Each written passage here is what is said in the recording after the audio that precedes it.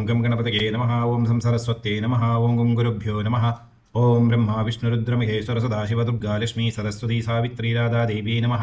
ஓம் பிரசீத விஸ்வேஸ்வரி விஸ்வப்ரசீதே பிரசீத விஸ்வேஸ்வரி வேதரூபிணி பிரசீத மாயாமய மந்திர விக்கிரகே பிரசீத சர்வேஸ்வரி சர்வரூபிணி. ஓம் சாந்தி சாந்தி சாந்தி. ஓம் மானோ பத்ராஹ கிருதவோ இந்து விஸ்வதः. சதாசிவசமாரம்பாம் சங்கராச்சார்யமத்யமாம் அஸ்மத் ஆச்சார்யவர்யந்தம் வந்தே குருபரம்பராம். सर्ववेदान्तसिद्धान्तगोचरं तमगोचरं गोविन्दं परमानन्दं सद्गुरुं प्रणतोऽस्म्यहम्. ஓம் ஸ்ரீ சத்குரு பரமாத்மனே நமஹ. பக்த கோடிகள் அனைவருக்கும் என்னுடைய நமஸ்காரம். அம்பாள் கருணையினாலேயும் ஆதிசங்கர பகவத்பாதுடைய அனுகிரகத்தினாலேயும் நாம் இப்பொழுது சௌந்தரலஹரியங்கிறதான மகாஸ்தோத்திரத்தினுடைய அர்த்த மகாத்மங்களை தெரிந்து கொள்கிறோம். இன்னைக்கு 20வது ஸ்லோகம். இந்த ஸ்லோகத்துக்குரியதான மந்திரம் ஓம் ஸ்ரீ ஹிமகர சிலா மூர்த்தயே நமஹ. ஓம் ஸ்ரீ ஹிமகர சிலாமூர்த்தயே நமஹ. இந்த ஸ்லோகத்தினுடைய ஜபத்தினால அந்த சாதகனுக்கு பக்தனுக்கு என்ன லாபம் என்றால் விஷபயம் நீங்கும். எல்லா விதமான விஷம், சர்ப்பம், தேளு, பூரான் இப்பேற்பட்டவர்களை தவிர்த்து பலவிதமான விஷங்கள் நம்மளுடைய உடம்புக்குள் இருக்கு. நாம் விஷத்தை ஆவாகனம் செய்கிற வழக்கம் உண்டு. பஞ்ச இந்திரியங்களை வைத்துக்கொண்டு பார்வையினால, மனத்தினால, கேட்பதனால, சொல்வதனால, புஜிப்பதனால விஷம் நஞ்சு உண்டாகும். அதையெல்லாம் கூட நீக்கிறதுக்கு இந்த ஸ்லோகம் உதவுகிறது. நம்ம சங்கல்பத்தில் விஷ நிவர்த்தியதா சித்தியர்த்தம், விஷ நிவர்த்தியதா சித்தியர்த்தம் விம்சதி ஸ்லோகம் ஜபேது அப்படின்னு சங்கல்பத்தை சொல்லிக்கலாம். பராசக்தியை தியானம் செய்பவர்களுக்கு விஷபயத்தை நீக்கும் சக்தி அல்லது தகுதி ஏற்படுகிறது. அம்பாள் அனைவருடைய விஷத்தையும் பாவத்தையும் போக்கக்கூடிய சக்தி உடையவள். அப்பேற்பட்டதான அம்பாளை தியானம் செஞ்சு நம்ம உடம்புக்குள்ளேயே நம்மளுடைய உடம்பில் ஒவ்வொரு அணுவிலையும் அந்த சக்தியினுடைய மகா தத்துவ ஐக்கியத்தை பண்ணோமானா நம் பார்வையினாலேயே பலவர்களுடைய பிரச்சனைகள் தீர்ந்துவிடும். உத்தமமான மகாத்மாக்கள், தேவி உபாசகர்கள் எல்லாம் அவர்கள் தங்களுடைய கண்களால் பார்த்தாலே போதும், பல பிரச்சனைகள் தீர்ந்துவிடும். ஜபிக்க வேண்டியதான முறை காலை நேரம் கிழக்கு முகமாக அமர்ந்து 25 நாட்கள் தினந்தோறும் 1000 தரம் இந்த ஸ்லோகத்தை ஜபம் செய்து சித்தியை அடைய வேண்டும். அவர்களுக்கு விஷபயம், ஜுவரபயம் என்பது நீங்கும். அது மட்டுமல்லாமல் திருஷ்டி பாதையினால் ஏற்பட்டக்கூடியதான திருஷ்டி பாதாவும் நீங்கப்படுகிறது. உத்தமர்களாவார்கள், பாவங்கள் க்ஷயித்துவிடும். இப்பேற்பட்டதான மகத்துவம் இந்த ஸ்லோகத்தை ஆதிசங்கர பகவத்பாதர் இதனுடைய பலஸ்ருதியாக சொல்லியிருக்கார். ஸ்லோகம் கிரந்தீம் அங்கேபியா கிரண நிகுரம் கிரண நிகுரும் அம்பா அமிர்த ரசம்ஹிருதி த்வாம் ஆதத்தே ஹிமகர சிலாமூர்த்திமிவ யஹ சஹ சர்ப்பாணாம் தர்ப்பம் சமயதி சகுந்தாதிப இவ ஜுவரப்ளுஷ்ட்வான் திருஷ்ட்யா சுகயதி சுதாதார சிரையா. இந்த ஸ்தோத்திரத்தை ஜபம் செய்கின்ற பொழுது நாம் அம்பாளை நம்முடைய மனசுக்குள்ள இதய பத்மத்தில் தியானம் செய்ய வேண்டும். பஞ்சபிரம்மாஸ்தியான பராசக்தியை யார் ஒருவர் தங்களுடைய இதய பத்மத்தில் வைத்து அம்பாளை தியானம் செய்கிறார்களோ அவர்களுக்கு அம்பாளினுடைய கடாட்சம் ஏற்படுகிறது. இங்கே அம்பாளை எப்படி பார்க்கணும் என்று சொல்லுகிறார் இந்த ஸ்லோகத்தில். அதாவது சந்திரகாந்த கல்லினால அம்பாளுடைய திருவிக்கிரகத்தை செஞ்சு அந்த விக்கிரகத்தில் கொஞ்சம் வெளிச்சம் எங்கிருந்தாவது பட்டுது அப்படின்னா பளிச்சுன்னு அடிக்கும். நம்மளோட கண்ணால் பார்க்கவே முடியாது, அந்த அளவுக்கு பிரகாசகிருதமாக இருக்கும். பராசக்தி சுயம்புவாக ஸ்வயம் பிரகாசினியாக சுப்பிரகாசமாக இருக்கக்கூடியவள் என்பதனால வெளியிலிருந்து வரக்கூடியதான வெளிச்சத்தினுடைய உதவி இல்லாமல் தன்னுள்ளேயே இருந்தே அந்த காந்தி பிரகாசத்தை வெளியே விடுகிறாள். சொல்லுகிறாள், தாயே பராசக்தி ஜெகதம்பிகே, உன்னை பார்க்க பார்க்க நான் இங்கே நின்று பல ஸ்லோகங்களே ஜெபம் செய்து கொண்டே இருக்கலாம் என்று தோற்றுகிறது. இருப்பினும் இந்த ஒரு ஸ்லோகத்தில் நான் என்ன சொல்கிறேன் உன்னை பற்றின்னு கேட்டுப்பாரு. எப்படி நீயே உனது திருமேனியிலிருந்து வெளிப்படும் கிரணங்களாகிய அமிர்த ரசத்தை அள்ளி வீசுகிறாய். நீ சந்திரகாந்த சிலையால் செய்யப்பட்ட பிரதமை போன்றவள். அத்தகைய உன்னை தியானம் செய்வான் என்றால் அவனுடைய கண்கள் என்பது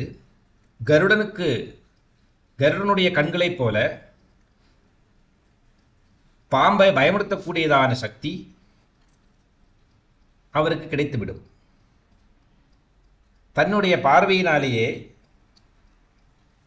ஜுரத்தால் வருந்துகிறவர்களுக்கு குணமடைய செய்ய தகுதி உற்றவர்களாவார்கள். நிவேத்தியம் என்பது பால், பாயசம் அல்லது எள்ளினால செய்யப்பட்டதான அன்னம், இதையெல்லாம் அம்பாளுக்கு நிவேத்தியமாக கொடுக்கலாம். கிரந்தீம், கிரணம் என்பது race, at the same time grace also. இந்த கிரணம் என்பது அம்பாளுடைய அனுகிரகமாகவும் நாம் எடுத்துக்கொள்ள வேண்டும். இதுக்கு முன்னார்த்த ஸ்லோகத்தில் நாம் சிவனாக வேண்டும் என்று சொன்னார். நாம் சிவனாயிட்டோமானா பராசக்தியை பிரமிக்க வைக்க முடியும். இந்த ஸ்லோகத்தில் நாம் சக்தியாக வேண்டும் என்கிறார். நாமளே பராசக்தியாக வேண்டும் அப்படிங்கிறார்.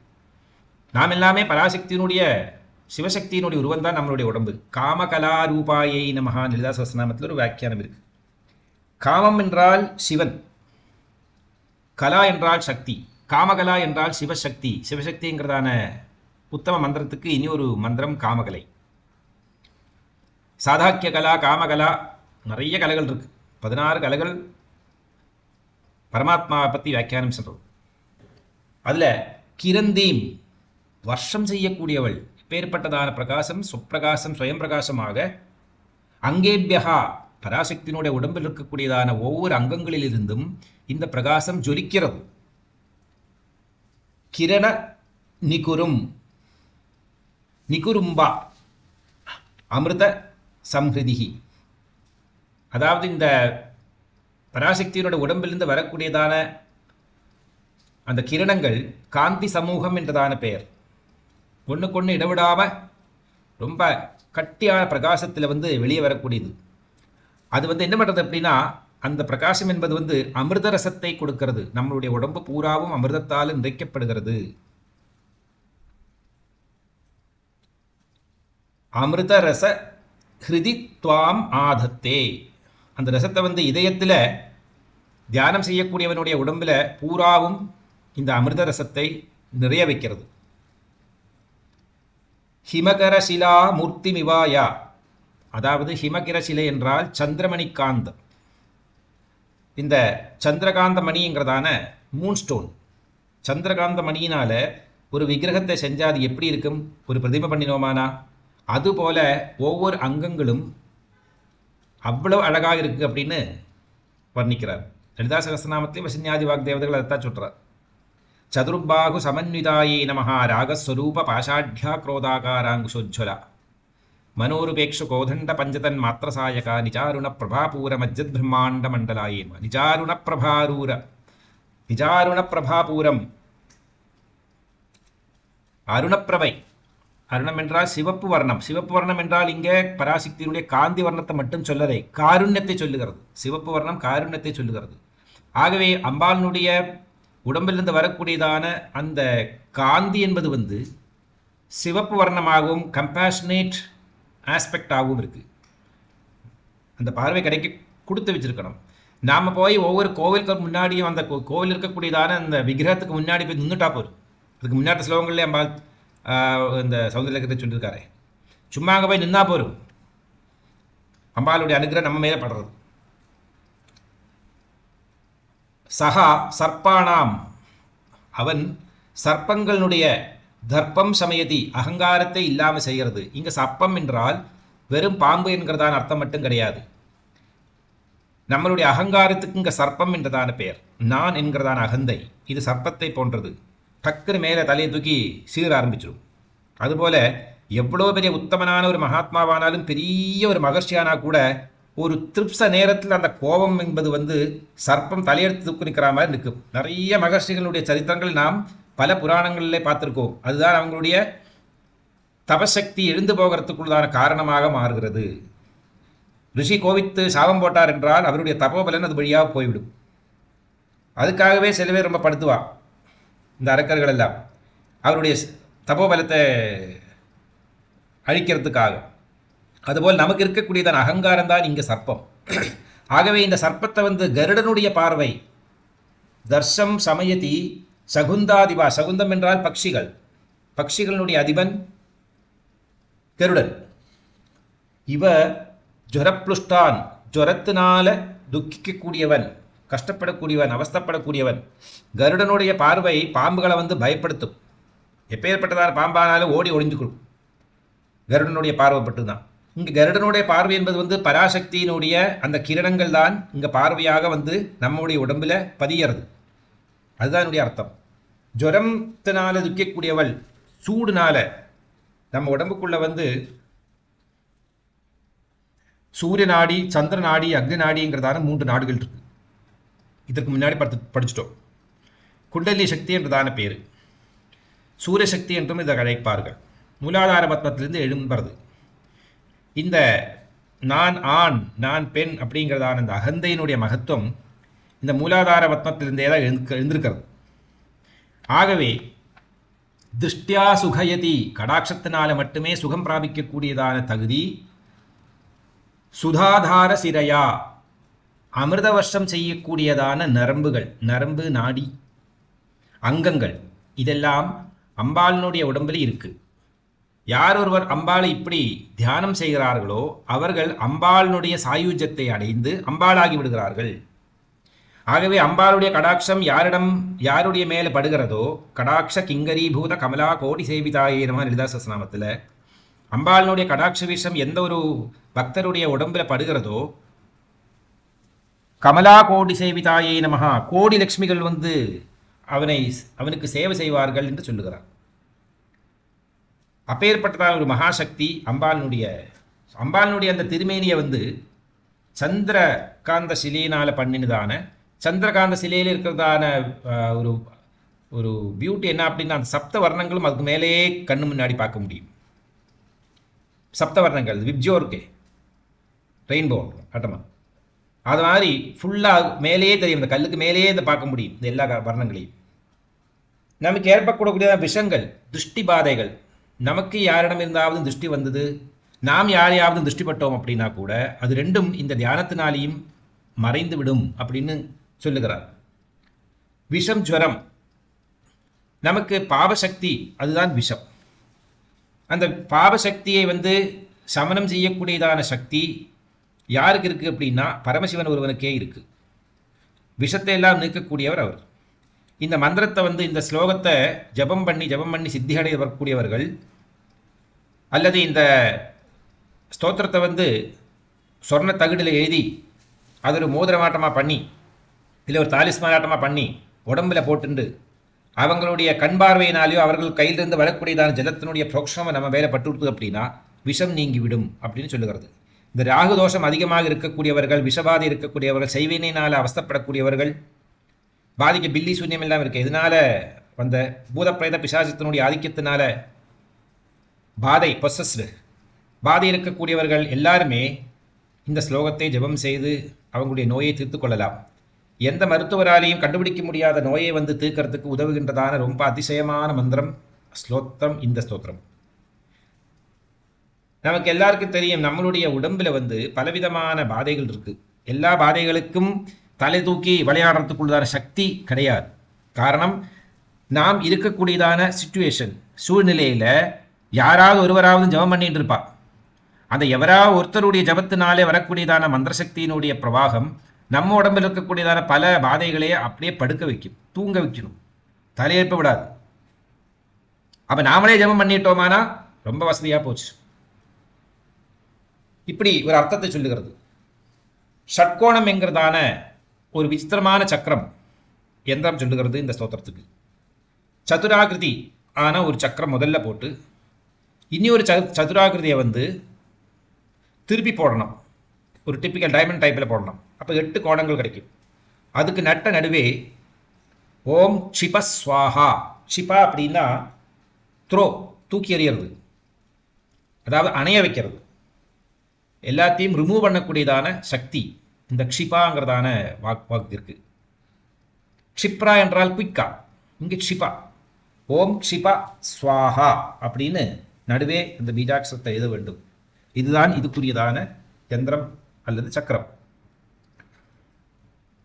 நமக்கு நம்ம குண்டலினி சக்தியும் பாம்பை போல 3 சுத்தில் தூங்கிட்டு உட்காட்டிருக்கு அப்படின்னு நம்ம படிச்சிருக்கோம் குண்டலினி யோகத்தில். இதுக்கு சமனம் ஏற்பட வேண்டுமானால், அதாவது குண்டலினி சக்தி எந்த விதமான பிரச்சனை இல்லாமல் அது பாட்டுக்கு ஏறி ஏறி ஏறி ஏறி மேலே ஏறி சிரோபத்மம் வரைக்கும் போய் சகஸ்ரார பத்மத்தில் திரிபுர சுந்தரிங்கிறதா நாமத்தில் அடைந்து சிவனோட சம்யோகம் செய்வதனால அமிர்த வருஷம் அங்கிருந்து பொழிக்கிறாள் தேவி. அந்த அமிர்ததாரை என்பது நம்மளுடைய உடம்பில் இருக்கக்கூடியதான அத்தனை 72,000 நாடி நரம்புகளையும் குளிர வைக்கிறது. அது எந்த விதமான பாதிப்பும் இல்லாமல், இடையூறுகள் எதுவும் இல்லாமல் பர்ஃபெக்டாக அந்த குண்டலினி யோகத்தை அடையக்கூடியதான ஒரு சக்தி எனக்கு தர வேண்டும் அப்படின்னு விண்ணப்பம் செய்யக்கூடியதான ஒரு ஸ்தோத்திரம் இது. பகவத்பாதர் சொல்றார், சாதகர்கள் இந்த மந்திரத்தை சொல்லி சாதனை ஆரம்பித்து விட்டார்களானால் அவர்களுக்கு குண்டலினி சக்தி ரொம்ப சீக்கிரமாக அந்த சித்தியை அடைய முடியும். அதுதான் இங்கே சொல்லியிருக்க. காரணம் என்ன? சந்திரகாந்த சில போல இருக்கக்கூடியதான பராசக்தியினோட உடம்பிலிருந்து வரக்கூடியதான கிரணங்கள் எல்லாமே அமிர்தத்துக்கு சமமானது. அந்த அமிர்த சமமான கூடியதான அந்த கிரணங்களால் அம்பாள் நம்மளுடைய உடம்பில் இருக்கக்கூடிய சமஸ்த நாடி நரம்புகளையும் பிரவாகம் செய்ய வைக்கிறாள். எதனால? அமிர்தத்தினால. அந்த அமிர்த காந்தியையே நம்மளுடைய உடம்பு பூராவும் பரப்புகிறாள். ஆகவே நமக்கு நோயிலிருந்து தப்பிக்கிறதுக்கு வாய்ப்பு ஏற்படுது. இந்த சந்திரகாந்தம் கல் இருக்க சந்திரகாந்தம், சந்திரனுக்கே சக்தி ஜாஸ்தி. எல்லா விஷயங்களையும் நிற்கக்கூடியதான தகுதியும் சக்தியும் சந்திரனுக்கு தான் உண்டு.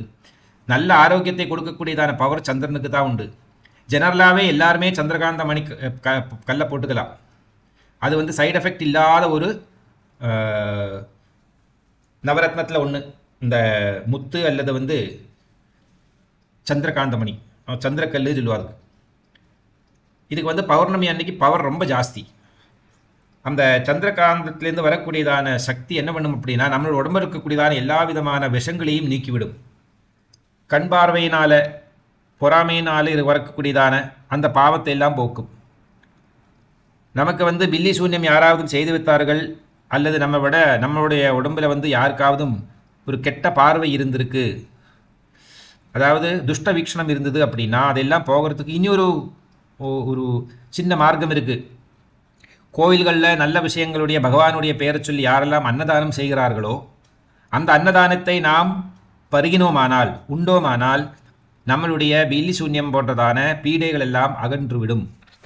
அதனால் யாராவது எங்கேயாவதும் கோவில்களில் நல்ல விஷயங்களுக்காக இறைவனுடைய பெயரை சொல்லி அன்னதானம் செய்கிறார்கள் என்றால், எவ்வளவு பெரிய பணக்காரனாலும் எவ்வளவு வயிறு ரொம்ப இருந்தாலும் பரவாயில்லை, உடனடியாகவே கைகட்டி வாய்ப்பூத்தி அங்கே போய் நின்று வாதி பிக்ஷாந்தேகி சொல்லி வாங்கிக்கணும். அதை வாங்கி சாப்பிட்டோம்னா நமக்கு நல்ல ஆரோக்கியம் கிடைக்கும், நல் வாழ்வு கிடைக்கும். நான் பார்த்துருக்கேன், நிறைய பேர் இந்த கோவில் சாப்பாடு வாங்கி சாப்பிட்டே காலத்தை ஓட்டுறவா இருக்கா. அவங்களுக்கு நோய் ரொம்ப கம்மியாக இருக்குது. Maybe this is one of the reason. எப்படியோ ஸோ பராசக்தியை சந்திரபிம்பமான பூர்ண பௌர்ணமியில் இருக்கக்கூடியதான அந்த சந்திரமண்டலத்தில் சக்தியை தியானம் செஞ்சு பூஜை செய்கிறவர்களுக்கே அபரிமிதமான சக்தி ஏற்படுகிறது. அதற்கு இன்னொரு உபாயமாக இந்த சந்திரகாந்த மணியினால் பண்ணின சில போல இருக்கிறதான பராசக்தியுடைய விக்கிரகத்திலிருந்து வரக்கூடியதான காந்தி சமூகத்தை யார் ஒருவன் தியானம் செய்கிறானோ அவனுடைய உடம்பு பூராவும் அமிர்தத்தினால நிறையப்படுகிறது. அமிர்தம்தான் எல்லா விஷங்களிலிருந்தும் காப்பாற்றக்கூடியதான மிருத சஞ்சீவனி. ஆகவே அம்பாளுடைய கடாட்சம் நம்மேலே ஏற்பட்டால் நாம் அம்பாள் ஆகிவிடுவோம். நம்மளுடைய வீக்ஷணம் வெளிய உலகங்களில் எங்கேயாவது பட்டுது அப்படின்னா அதுவும் நல்ல அபிவிருத்தியோட அதனுடைய விஷத்தன்மையெல்லாம் நீங்கி அமிர்தமயமாகிவிடும் என்கிறதான ஒரு சித்தி மகாத்மியத்தை இந்த ஸ்லோகத்தில் சொன்னார். இதுக்கு முன்னாடி ஸ்லோகத்தில் நாம் சிவசாயுத்தத்தை அடைந்தால் சக்தியை பிரமிக்க வைக்க முடியும். இந்த ஸ்லோகத்தில் நாம் சக்தியை தியானம் செஞ்சு இந்த ஸ்லோகம் ஜபம் செய்வதனால நாமளே சக்தியாகி விடுவோம், பராசக்தியாகி விடுவோம். ஆகையினால அம்பாள் பார்க்கிறவருடைய பார்வைக்கு சமமாகிவிடும் நம்மளுடைய பார்வை. ஆகவே நம்மளுடைய விஷபயம், ஜுவர பயம், கோபதாப பயம் எல்லாம் போய் உத்தமமான ஒரு பராசக்திக்கு ரொம்ப விருப்பம் இருக்கக்கூடியதான ஒரு உத்தமனான பக்தராகி விடுவோம் என்பதை இந்த ஸ்லோகத்தினால நாம் தெரிந்து கொள்ள வேண்டும். கிரந்தி மங்கேபியஹ கிரண நிகுரம்பாமிருதரசம் ஹிருதித்வா மாதத்தே ஹிமகரசிதாமூர்த்திமவயஹ சசர்ப்பாணாம் தர்ப்பம் சமயதி சகுந்தாதிபைவ ஜ்வர प्लुष्ट्वान् दृष्ट्या सुखयति सुधाधारसिरया. सर्वं जगदम्बार्पणमस्तु. हरिः ओम्.